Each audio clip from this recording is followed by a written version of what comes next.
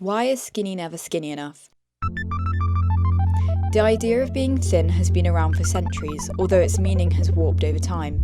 Being thin used to symbolise poverty and death, representing the horrors of life and inescapable hunger, one of which those who were stuck in were always trying to escape. But then, as time moved on, it warped. It changed to be fashionable, iconic, and desirable. The idea of being thin became the standard. But that's not what I'm talking about today. There are many issues around body image and society's standards that I could go on for hours and hours about that matter very much. However, I want to talk about skinny in film. Why is the skinny, frail, weakened image of thin getting increasingly more extreme? Why can the average person never seem to be thin enough? To answer, we have to go back. Back to the 90s. A time of the Spice Girls, Friends, the Titanic, a time where everything was bright and colourful, a time where the film industry boomed, having Jurassic Park, Home Alone, Merry Christmas, you filthy animals, The Simpsons all coming out. A time of change, but also a time of thin. If you've been on the internet in any recent years, you'll have heard the term heroin chic. The 90s brought pop culture, but also mass drug addiction. Cigarettes were plastered all over billboards, and news about cocaine was spreading rapidly. In relation to the skinny epidemic, hard drugs were being used by models and actresses to keep their body weight down. Cigarettes are a well-known appetite suppressant, so people used them as a sort of dieting technique, as it was enjoyable to smoke and took away the desire of food. This also worked with drugs such as heroin, but these were not normal, livable diets. Substances are terrible for you, as we now know, causing cancer, teeth decay, skin and hair issues, and in many scenarios, death. But it was an achievable way due to the fact that heroin was stained by the AIDS crisis, so prices had dropped dramatically, making it more accessible and cost-effective to get. So how did this translate to film? Well, it didn't. It more seeped into it, like a poisoned river, spreading rapidly across the industry.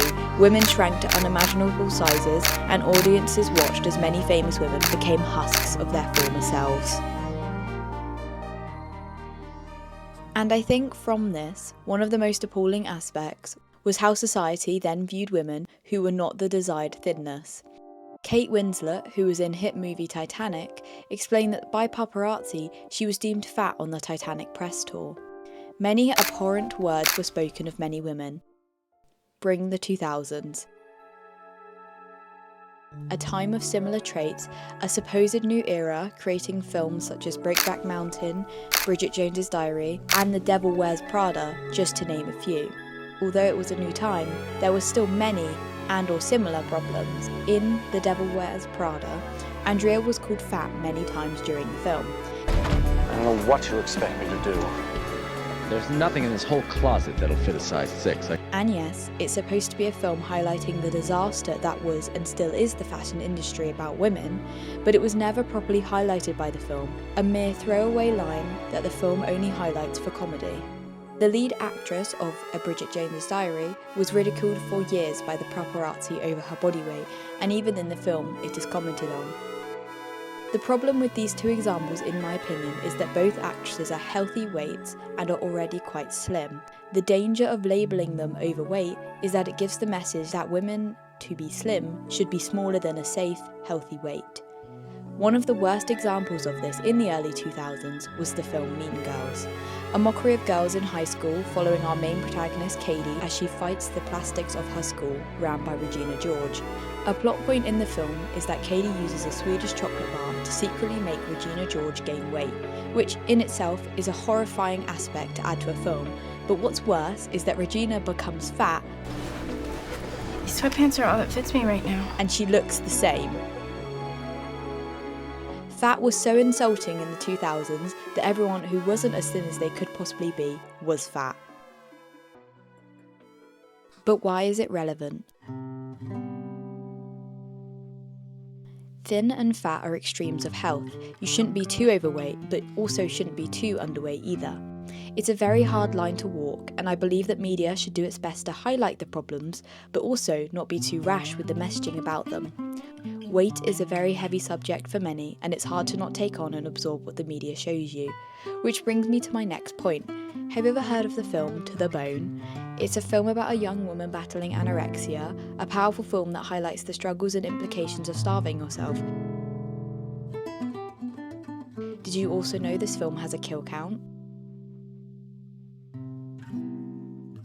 You do not need an analysis of this film to understand what it is portraying, and I believe the film was made with good intention, but to some, this film felt more like a heavy-handed way of saying to many young women who were already struggling, look at how thin she is. You aren't as thin as her, you should get thinner. Now, what kind of message is that? If a film is inspiring people, especially those who are already disordered, to lose more weight because it is that extreme, is it right to make and promote? Black Swan arguably had the same problem, as Natalie Portman lost a lot of weight for the role, which she herself reflects on as unhealthy. But many people online use her physique as thinspo and attempt to emulate her thinness. And I know that I cannot talk about extreme thinness without talking about the recent film Wicked and its sequel, Wicked for Good. Wicked is a controversial film, not due to the actual film, due to the lead actresses Cynthia Erivo and Ariana Grande, both appearing unhealthily underweight, especially the latter. This was then shortly followed by their cast member, Michelle Yeoh. All three appeared unhealthy during the film and the following press tour, and widespread worry was shared about the three. So, what's the problem? Films are mostly a retelling of life, real human interactions and situations, and even lots of fantasy works work off of real-world politics. We watch films to get engrossed into a different world, to enjoy the easiness and stillness of those realities created. We also do need films that highlight problems within society, such as films about the harshness of abuse and/or bullying. They educate and teach, but they can also inspire. It's a sad reality of the human mind that we see things that we know are wrong and can and will often learn from them.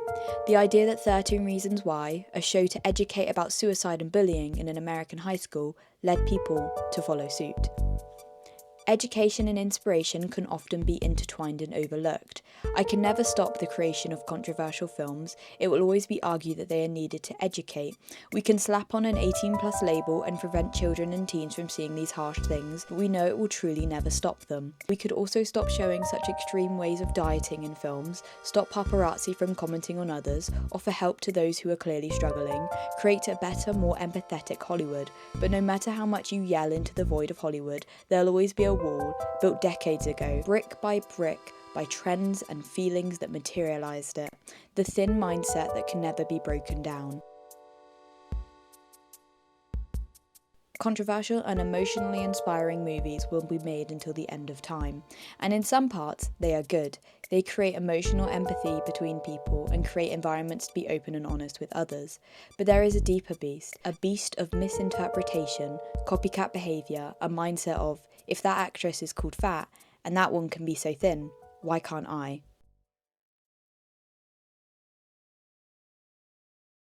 Unfortunately, there is no real conclusion to this essay. Film will always follow the trends of society, and until the systematic mindset is changed around weight, we will continue to see these problems reflected in media. Though, there has been hope. Body positivity has thrived as of recent, and many films have lost the gritty edge of commenting on weight. We have seen change, no longer expecting women to be one size fits all, and the audience is often less critical of actors' appearances over their performances. Kalel, no! Change has and will continue to come, and even though right now the industry is still behind, I believe there is an end to this long, windy road. I just wanted to say thank you for watching. This video is one I wanted to make for a while, and I think it's an important discussion to openly have. I really hope you enjoyed, and please remember this is an opinion piece, and some points you may not agree with. Please do though leave any feedback and or even counter arguments in the comments, and I hope to see you soon. Bye!